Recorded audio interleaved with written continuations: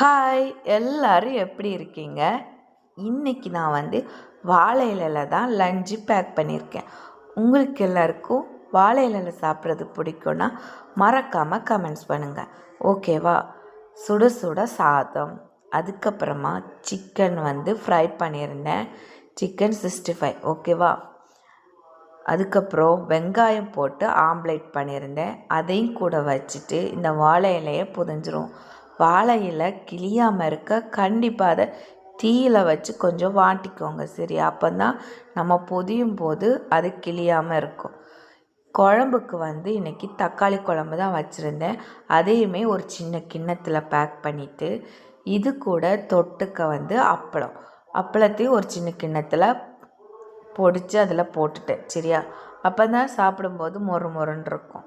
மத்தியானத்துக்கு இலையில் வச்சு பாதுஞ்சோன்னா அது சாப்பிட்டா நமுட்டு போயிடும். அதனால் காலையில் டிஃபன் சப்பாத்தியும் தக்காளி தொக்கும். உங்கள் வீட்டில் என்னென்னு கமெண்ட்ஸ் பண்ணுங்கள், சரி?